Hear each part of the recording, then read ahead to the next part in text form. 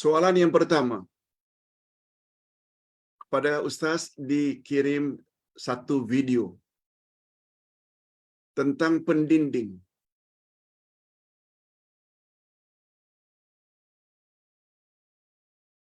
Pak Ustaz, apa pandangan Pak Ustaz jika kita dinding rumah dari gangguan syaitan dengan kacang hijau, dengan besi, dengan ini dan itu, ditanam 4 bucu rumah. Apakah itu sunnah Nabi? Apa pendapat Pak Ustaz? Hadirin dan hadirat,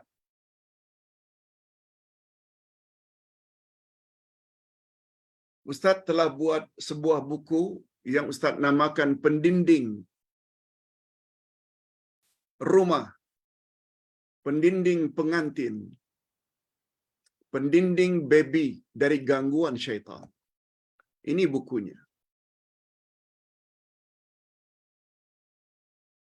Pendinding rumah pengantin bayi dari gangguan syaitan.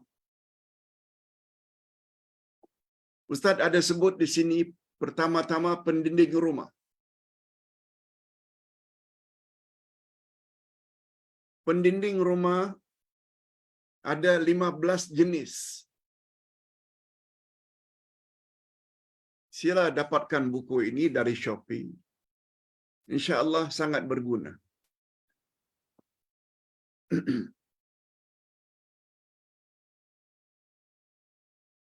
Kejahatan ini munculnya biasanya dari syaitan. Nah, sekarang kita dinding rumah kita dari gangguan syaitan. Pertama-tama sekali, Ustaz sebut di sini, baca surat Al-Baqarah di rumah. Tak dapat tamat dalam sehari, 2 hari, 3 hari, 4 hari, 5 hari. Apalagi surat Al-Baqarah adalah surah yang paling panjang. Hatta seminggu, tak mengapa. Sebab Nabi bersabda, La taj'alu buyutakum qubura. Innal baita tuqra'u fihi suratul Baqarah la yadkhuluhu syaitan. Jangan kamu jadikan rumahmu seperti kuburan, sunyi senyap. Jangan. Rumah yang dibaca surat Al-Baqarah di dalamnya, syaitan tak boleh masuk. Begitulah selanjutnya, ada 14 lagi cara mendinding rumah. Bukan dengan tanam sesuatu di bucu-bucu rumah. Itu boleh membawa kepada syirik. Bila beranggapan semuanya itu dapat menghalau syaitan. Itu jawaban Ustaz untuk soalan pertama.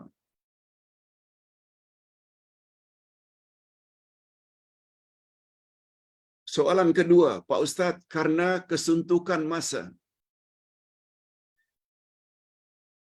Pada malam Jumaat, saya hanya baca 10 ayat pertama dan 10 ayat terakhir dari surat Al-Kahfi.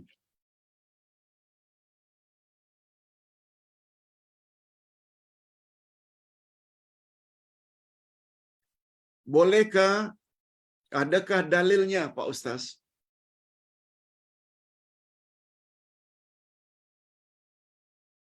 Jawabnya, surat Al-Kahfi memang sangat baik bila dibaca pada hari Jumaat. Apalagi kalau dibaca dari awal hingga ayat terakhir, 110 ayat. Nabi bersabda, bila itu dibaca, Allah akan jadikan nur di antara dirinya dengan Ka'bah. Maknanya dia dalam petunjuk. Namun demikian, ada hadis yang berasingan. Siapa yang membaca atau menghafal 10 ayat pertama Al-Baqarah, dia akan dilindungi daripada fitnah Dajjal akhir zaman. Begitu juga 10 ayat terakhir dari surah Al-Kahfi. Ayat 100 hingga ayat 110. Ada dalilnya dari Nabi. Riwayat Imam Muslim. Oleh sebab itu, andai kata tidak dapat baca keseluruhannya, baca 10 pertama, 10 terakhir pun okey. Sebab kaedah dalam beragama ada satu kaedah, ma la yudrak kulluh la yutrak julluh. Siapa yang tidak dapat melakukan sesuatu seluruhnya, maka jangan pula ditinggalkan seluruhnya. Siapa yang tidak mampu melakukan seluruhnya, Al-Kahfi seluruhnya 110, jangan pula tinggalkan seluruhnya. Lalu baca 10 pertama, baca 10 terakhir, lagipun ada dalilnya dari Nabi sallallahu alaihi wasallam. Boleh. Soalan yang ketiga, Ustaz, dulu jika hasrat saya tidak kesampaian, saya down, kecewa. Itu sebabnya saya selalu WhatsApp Ustaz jika jiwa saya tidak tenang, down. Tapi sekarang syukur, jiwa saya boleh tenang dan reda atas ketetapan Allah. Alhamdulillah. Pertanyaannya, bagaimana jika saya tidak dapat khatam Al-Quran dalam Ramadan? Hasrat itu ingin khatam Al-Quran dalam Ramadan, tapi tak kesampaian atas sebab-sebab tertentu. Hadirin dan hadirat, khatam Quran dalam Ramadan tidak wajib. Kita kena tahu hukumnya sunat. Makin banyak khatam sampai 2-3 kali lagi bagus. Tapi saya hanya mampu 15 juzuk, 20 juz, 5 juz. Ustaz baru sebut kaedah tadi. Apa yang Anda tidak dapat lakukan seluruhnya, jangan pula tinggal seluruhnya. 3 juz pun okey, 5 juz pun okey. Dapat lebih daripada itu lagi bagus. Dan sebagaimana Ustaz pernah sebut, 5 juz dalam bulan Ramadan kita baca Al-Quran. Tapi kita juga baca terjemahan dan tafsirannya. Barangkali itu lebih baik daripada khatam berkali-kali Al-Quran tapi tidak faham. Lihat macam mana kita jelaskan tadi ayat-ayat Quran yang menyuruh orang beriman agar mantapkan iman mereka, jangan buat syirik. Hadis Nabi. Lain bila Quran itu kita jadikan pedoman, membuat kualiti keislaman kita lebih tinggi daripada orang hanya baca, macam kita sebutkan tadi. Berapa banyak orang yang fasih baca 2 kalimah syahadat, tapi dia tak mengerti apa rukun dan syarat 2 kalimah syahadat. Akhirnya hanya ucap saja yang dia bangga. Benarkan dalam hati, tapi tidak berbuat. Tak jadi juga.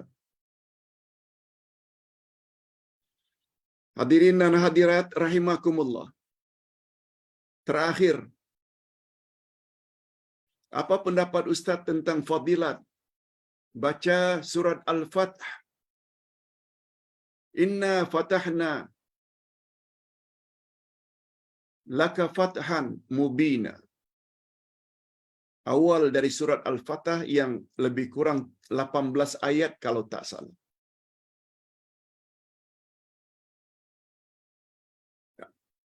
Adakah dalilnya dari Nabi sallallahu alaihi wasallam besar fadilatnya membaca surat Al-Fatah pada hari pertama bulan Ramadan? Ini bulan Ramadan tinggal hanya beberapa hari lagi. Lalu ustazah tersebut, ini ustazah dari Indonesia, menyebut juga tentang fadilatnya. Bila baca surat Al-Fatah pada malam pertama ya,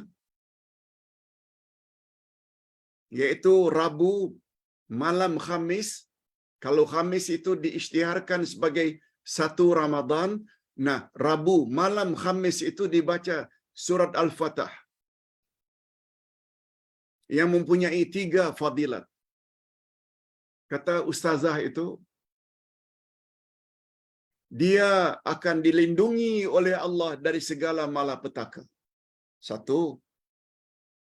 Yang kedua, Allah akan bentengkan dirinya daripada berbuat maksiat selama Ramadan. Yang ketiga, Allah Subhanahu wa taala akan kuatkan dia dalam beribadat sepanjang Ramadan. Allah lindungi dia dari segala yang tidak diinginkan. Allah bentengi dia daripada berbuat maksiat. Dan yang ketiga, Allah kuatkan tenaganya untuk mempertingkat amal ibadat dalam bulan Ramadan. Pertanyaannya, membaca surat Al-Fatah malam pertama Ramadan, ada tak hujahnya, Pak Ustaz? Jawabnya, tidak ada. Dalam kitab-kitab besar tentang fadilat Ramadan tak pernah disentuh-sentuh perkara ini. Ustaz ada sebut beberapa hari yang lalu. Fadilat sesuatu amalan ini termasuk perkara sam'iyat. Perkara yang kita dengar dari Allah dan dari Rasul. Sebab fadilat atau kelebihan sesuatu itu termasuk perkara ghaib. Perkara ghaib ini referensinya 2 saja.